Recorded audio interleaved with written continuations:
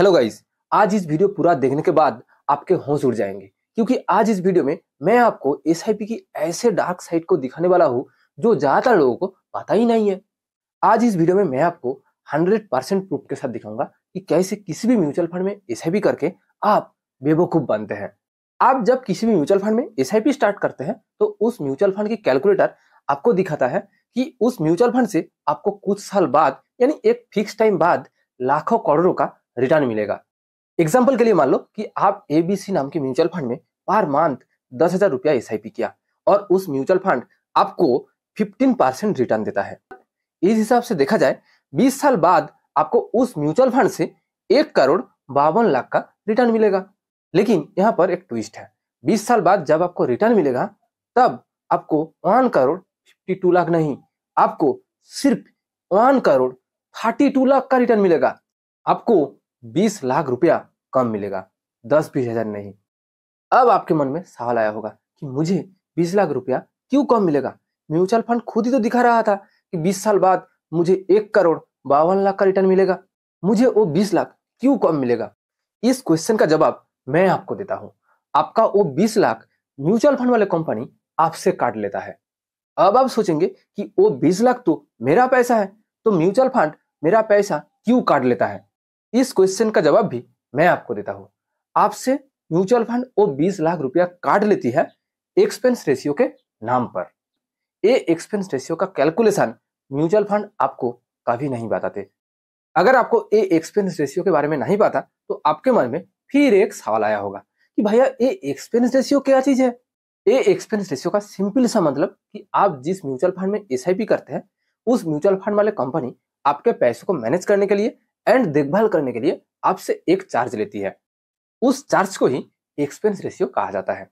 ज्यादातर active mutual funds में ये एक्सपेंस रेशियो 0.75% से लेकर 2% के बीच होता है और पैसिव म्यूचुअल फंड्स में ये एक्सपेंस रेशियो 0.2% से लेकर 1% के बीच होता है।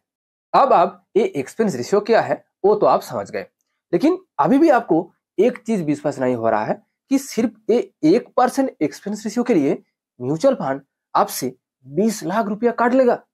आइए मैं आपको इसका प्रूफ दिखाता हूँ। ये है एसआईपी कैलकुलेटर। अगर आप खुद देखना चाहते हैं तो आप गूगल पर सर्च कीजिए एसआईपी कैलकुलेटर। आपके सामने बहुत सारे कैलकुलेटर आ जाएगा, आप किसी भी एक कैलकुलेटर को चूज कीजिए। मान लो आपने मंथली 10,000 रुपया एसआईपी करना चाहते हैं, इसीलिए ये मंथली इन्वेस्टमेंट की जगह आपको 10,000 रुपया लिखना होगा और उस म्यूचुअल फंड से आपको 15% रिटर्न मिलेगा। ये 15% रिटर्न एक नॉर्मल रिटर्न होता है और आप 20 साल के लिए इन्वेस्ट करना चाहते हैं, इसीलिए आपको यहाँ 20 साल लिखना होगा। अब आप देख सकते हैं कि 20 साल बाद आपको लगभग 1,52,00,000 का रिटर्न मिलेगा। लेकिन क्या सच में 20 साल बाद आपको 1,52,00,000 का रिटर्न मिलेगा? नहीं, यहाँ पर ही वो एक्सपेंस रेशियो का ट्विस्ट है। मैंने कहा था ना कि सभी म्यूचुअल फंड आपको सिर्फ ये दिखाता है कि उस म्यूचुअल फंड में एक्सपेंस रेशियो कितना है, लेकिन उस म्यूचुअल फंड आपको ये का भी नहीं बताते कि उस सर्टेन परसेंटेज के लिए आपको कितना रुपया कम मिलेगा। वो देखने के लिए आपको एक्सपेंस रेशियो कैलकुलेटर पर जाना होगा। इसके लिए भी आप गूगल पर सर्च कीजिए, आपके सामने एक कैलकुलेटर आ जाएगा। ये एक्सपेंस रेशियो कैलकुलेटर एकदम एसआईपी कैलकुलेटर की तरह ही होता है, बस फर्क सिर्फ यही है कि एसआईपी कैलकुलेटर में एक्सपेंस रेशियो कैलकुलेट नहीं होता है, लेकिन एक्सपेंस रेशियो कैलकुलेटर में एसआईपी के साथ साथ एक्सपेंस रेशियो कैलकुलेट होता है।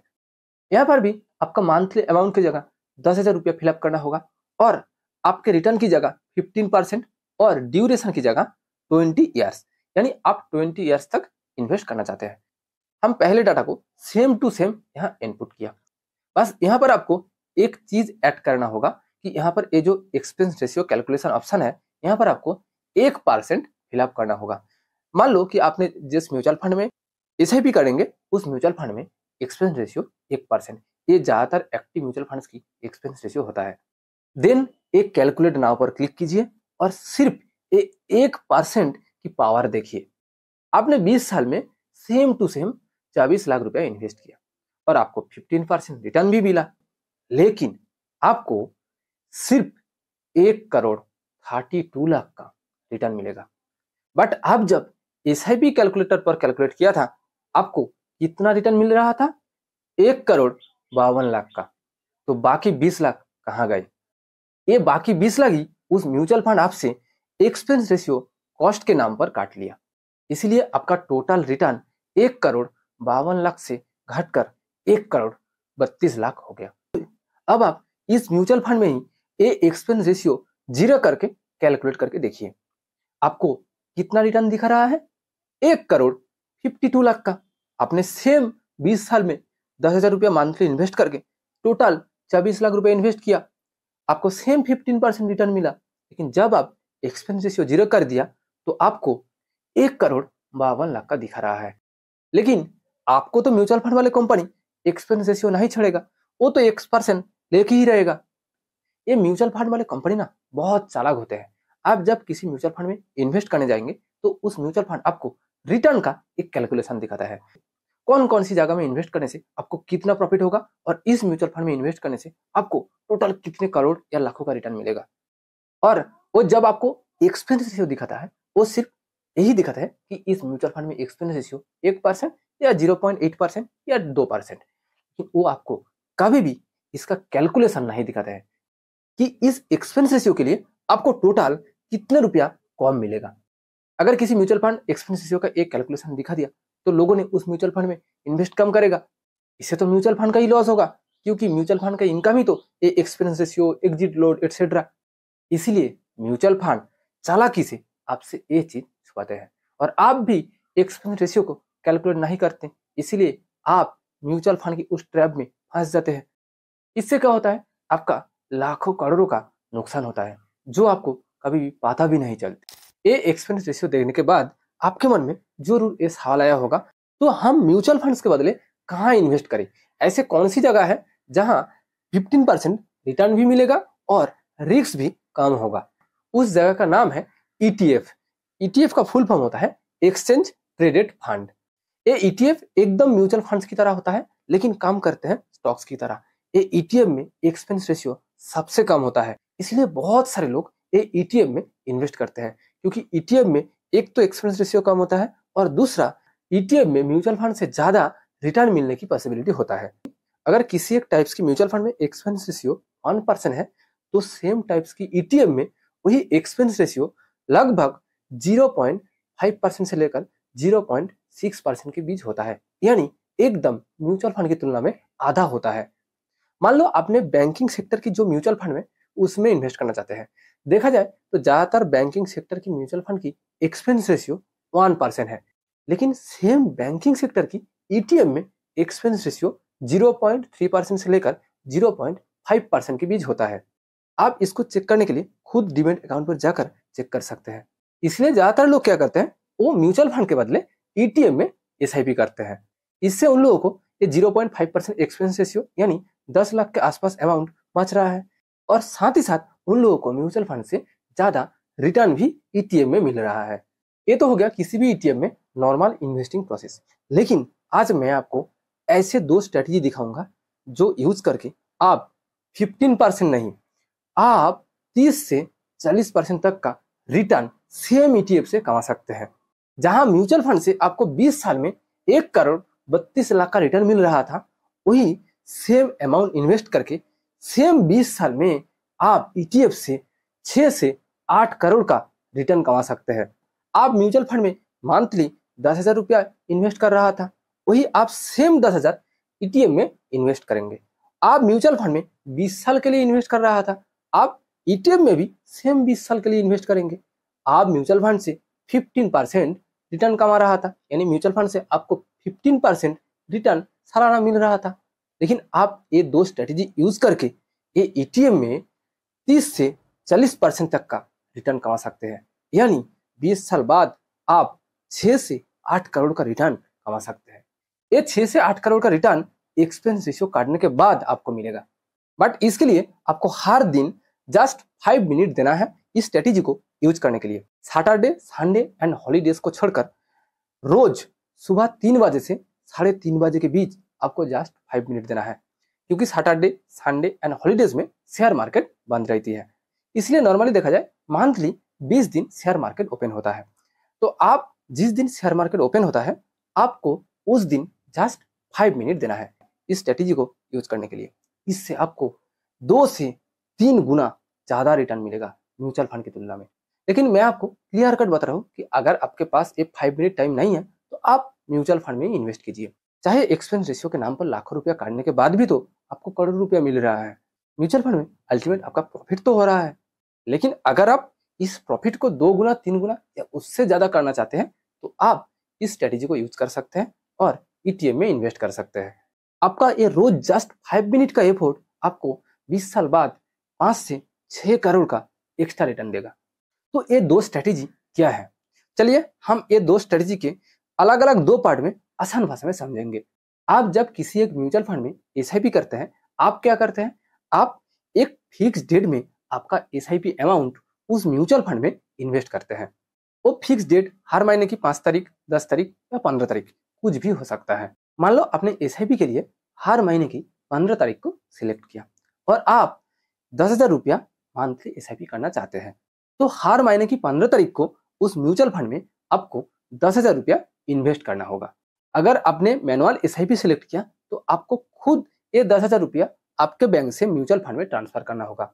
लेकिन अगर आपने ऑटो एसआईपी सिलेक्ट किया तो ये 10,000 रुपया आपके बैंक से ऑटोमेटिकली म्यूचुअल फंड में एक फिक्स डेट में ट्रांसफर हो जाएगा। अगर आपके पास रोज 5 मिनट देने के लिए समय है तो आप म्यूचुअल फंड के बदले ईटीएफ में एसआईपी कीजिए। लेकिन यहाँ एक छोटा सा ट्विस्ट है, आप ईटीएफ में एसआईपी के लिए फिक्स डेट मत चूज कीजिए।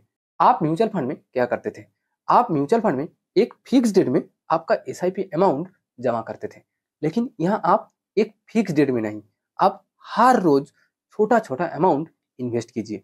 अगर आप मंथली 10,000 रुपया एसआईपी करने के लिए सोचा तो आप वो 10,000 रुपया ईटीएफ में छोटा छोटा पार्ट में इन्वेस्ट कीजिए। एक साथ 10,000 रुपया किसी एक डेट में डाल दिया और छोड़ दिया, ऐसा नहीं करना है। देखा जाए तो हर महीने एवरेज 20 दिन शेयर मार्केट ओपन होता है। आप वो 10,000 रुपया को 20 हिस्सों में डिवाइड कीजिए। एक हिस्सा इक्वल्स टू 500 रुपया होता है, तो आप हर दिन 500 रुपया इन्वेस्ट कीजिए। लेकिन यहाँ पर दूसरा ट्विस्ट है, आप आंख बंद करके वो 500 रुपया इन्वेस्ट मत कीजिए। मैंने शुरू में ही आपको कहा था कि आपको रोज जस्ट 5 मिनट देना है। वो 5 मिनट अब काम आएगा। आप रोज सैटरडे, संडे एंड हॉलीडेज को छोड़कर बाकी सभी दिन में 3 बजे से 3:30 बजे के बीच आपको आपका डीमैट अकाउंट ओपन करना है और देखना है कि उस दिन शेयर मार्केट की हालत कैसा है। क्या उस दिन शेयर मार्केट गिर रहा है या फिर उस दिन शेयर मार्केट बढ़ रही है। किसी भी डीमैट अकाउंट ओपन करते ही आपको ये निफ्टी 50 एंड सेंसेक्स का इंडेक्स दिखाई देगी। ये निफ्टी 50 का मतलब कि देश की टॉप परफॉर्मिंग 50 कंपनियों का ग्रुप और सेंसेक्स का मतलब देश की टॉप परफॉर्मिंग 30 कंपनियों का ग्रुप। इसलिए ये निफ्टी 50 एंड सेंसेक्स का इंडेक्स देखकर ही आप समझ सकते हैं कि आज शेयर मार्केट की हालत कैसा है। हम निफ्टी 50 को ही ज्यादा प्रेफर करेंगे क्योंकि निफ्टी 50 में 50 कंपनी है। अगर निफ्टी 50 गिर रही है तो 90 से 95% चांस है कि उस दिन शेयर मार्केट की बाकी सारे कंपनी भी गिर रही है। अगर उस दिन निफ्टी 50 डाउन में है यानी गिर रही है तो हम उस दिन इन्वेस्ट करेंगे। लेकिन अगर उस दिन निफ्टी 50 अप में है यानी निफ्टी 50 इंडेक्स बढ़ रही है तो हम उस दिन एक भी रुपया नहीं इन्वेस्ट करेंगे। हम उस दिन का वो 500 रुपया बैंक अकाउंट में या डीमैट अकाउंट के वॉलेट में जमा रखेंगे। मैं तो डीमैट अकाउंट के वॉलेट में जमा रखता हूँ क्योंकि इससे मेरा कैलकुलेशन बहुत आसान होता है। मेरा कहने का सिंपल सा मतलब हम सिर्फ उस दिन ही इन्वेस्ट करेंगे जिस दिन शेयर मार्केट गिरेगा। देखिए, शेयर मार्केट किसी भी महीने में सभी दिन गिरेगा या सभी दिन बढ़ेगा ऐसा नहीं होता है। हो सकता है आज शेयर मार्केट गिर रही है तो कल बढ़ सकती है, या फिर आज बढ़ रही है तो कल गिर सकती है। हो सकता है लगातार शेयर मार्केट 3 से 4 दिन या 5 दिन बढ़ रही है, लेकिन उसके बाद शेयर मार्केट ऑब्वियसली गिरेगा। सिमिलरली इसका उल्टा भी होता है। लेकिन आपको ये ध्यान में रखना है कि आपको बस उसी दिन ही इन्वेस्ट करना है जिस दिन शेयर मार्केट गिरेगा। आप सभी दिन डीमैट अकाउंट चेक करेंगे, जिस दिन देखेंगे कि आज शेयर मार्केट गिर रही है आप उसी दिन ही इन्वेस्ट करेंगे। मान लो कि आपने देखा कि पिछले 3 दिन शेयर मार्केट लगातार अप ट्रेंड में चली, यानी शेयर मार्केट की वैल्यू बढ़ती रही और 4th डे में आकर यानी आज शेयर मार्केट गिरी। तो आपको क्या करना है, आपको 4th डे में यानी आज एक साथ 4 दिन का पैसा इन्वेस्ट करना है, यानी 2,000 रुपया एक साथ इन्वेस्ट करना है। पिछले 3 दिन का 1500 रुपया और आज यानी फोर्थ डे का 500 रुपया, यानी टोटल 2000 रुपया एक साथ इन्वेस्ट करना है। पिछले 3 दिन तो शेयर मार्केट बढ़ रहा था, इसीलिए आपने पिछले 3 दिन एक भी रुपया इन्वेस्ट नहीं किया, यानी आप 1500 रुपया जमा रखा। फोर्थ डे में मार्केट गिरी और फोर्थ डे में मार्केट गिरने के बाद आपको एक साथ वो पिछले 3 दिन का एंड फोर्थ डे का यानी टोटल 4 दिन का पैसा एक साथ इन्वेस्ट करना होगा। इसी तरह आप इस स्ट्रेटेजी को फॉलो करके मार्केट की जितना डीप पर इन्वेस्ट करेंगे, वहां से मार्केट वापस ऊपर जाने के साथ साथ यानी बढ़ने के साथ साथ आपको उतना ज्यादा रिटर्न मिलेगा। अब आप इस चार्ट को ध्यान से देखिए। जो लोगों ने एक फिक्स डेट में एसआईपी करते हैं, अंत में जाकर उन लोगों का इन्वेस्टमेंट लाइन बराबर आ जाते हैं, यानी लॉन्ग टाइम में उन लोगों का इन्वेस्टमेंट एवरेज हो जाता है, इसीलिए उन लोगों को एक एवरेज रिटर्न मिलता है। लेकिन आप तो एक खास स्ट्रेटेजी यूज करके मार्केट की एकदम डीप पर इन्वेस्ट करते हैं। ये रेड डॉट की तरह, ये सारे रेड डॉट्स आपका इन्वेस्टमेंट है, इसलिए मार्केट गिरने के बाद जब वापस टॉप पर जाती है, आपको रिटर्न भी उस टॉप लाइन पर मिलती है। ये जो ग्रीन लाइन है, ये आपका रिटर्न लाइन है। ये रेड लाइन होता है नॉर्मल एसआईपी करने वालों का, यानी फिक्स डेट में एसआईपी करने वालों का रिटर्न लाइन, और ये ग्रीन लाइन होता है एक खास स्ट्रेटेजी यूज करने वालों का, यानी डीप पर इन्वेस्टमेंट करने वालों का रिटर्न लाइन। अब आप खुद ही इस रिटर्न का डिफरेंस देख सकते हैं। ये एकदम सिंपल सा फॉर्मूला कि आप मार्केट की जितना डीप पर इन्वेस्ट करेंगे, मार्केट ऊपर जाने के साथ साथ आपको उतना ज्यादा रिटर्न मिलेंगे।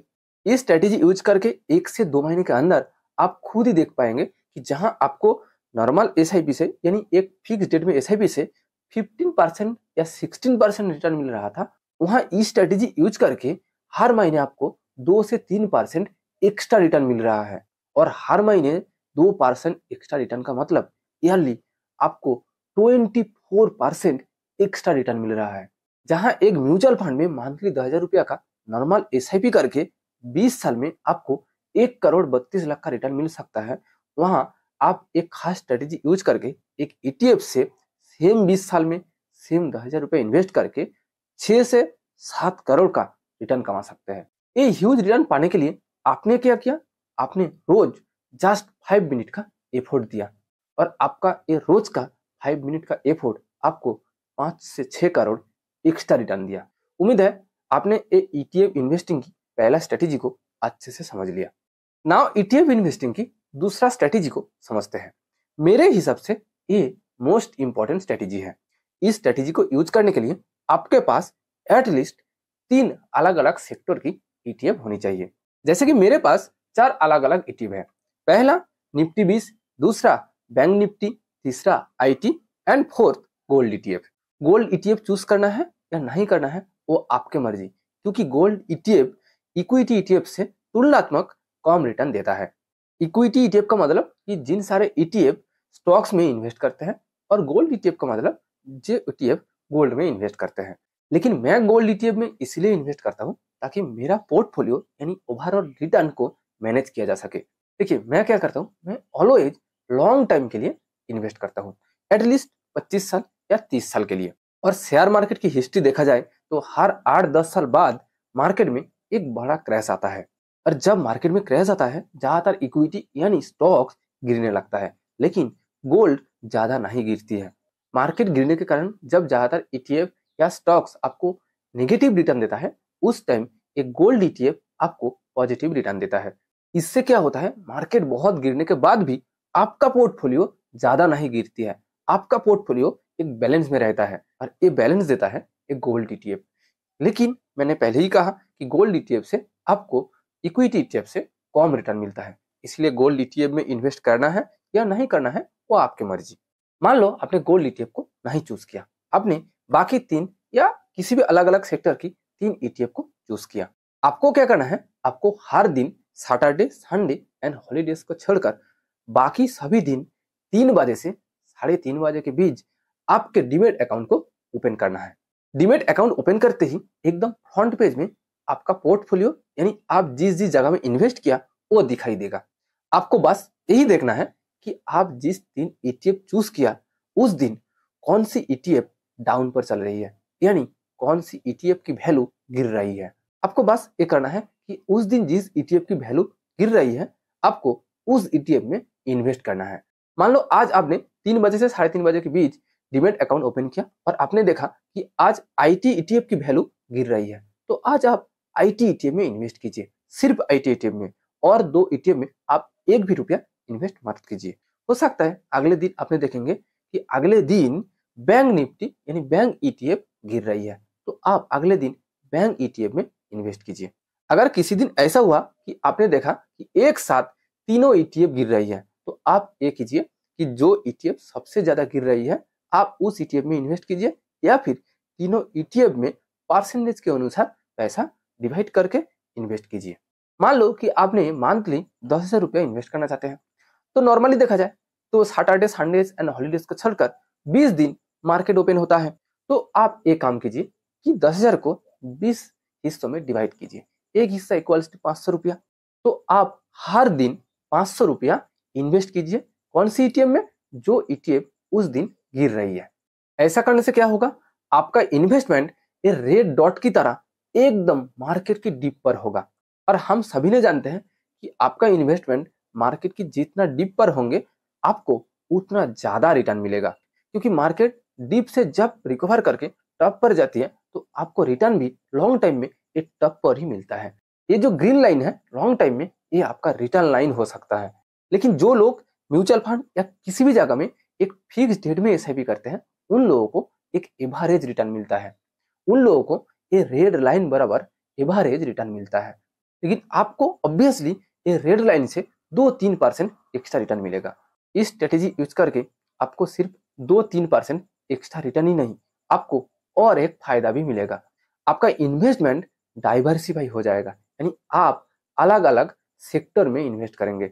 इससे क्या होता है, जब मार्केट क्रैश करती है तो किसी एक सेक्टर क्रैश करने से आपको ज्यादा नुकसान नहीं होगा, क्योंकि आप तो 3-4 अलग अलग सेक्टर में इन्वेस्ट किया।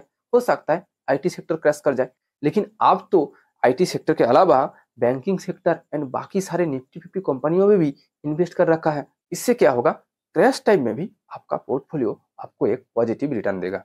उम्मीद करता हूं कि ईटीएफ इन्वेस्टिंग की ये स्ट्रेटेजी आप अच्छे से समझ लिया। अगर आप यहाँ तक आ गए तो मैं आपको एक डिस्क्लेमर देना चाहता हूँ कि मैं कोई सेबी रजिस्टर्ड एडवाइजर नहीं हूँ। आप मेरी बातों पर विश्वास करके किसी भी ईटीएफ में इन्वेस्ट मत कीजिए। आप एट फर्स्ट ये 2 स्ट्रेटेजी को खुद समझिए, देन डीमैट अकाउंट में पेपर इन्वेस्टिंग कीजिए, यानी प्रैक्टिस इन्वेस्टिंग कीजिए। अगर आपको पेपर इन्वेस्टिंग से कुछ फल मिला तो आप रियल इन्वेस्ट कीजिए। अगर आपको इस वीडियो से कुछ वैल्यू मिला तो प्लीज वीडियो को लाइक कीजिए और दोस्तों के साथ शेयर कीजिए। अगर आप अभी तक इस चैनल को सब्सक्राइब नहीं किया तो प्लीज सब्सक्राइब कीजिए। Thank you for watching this video.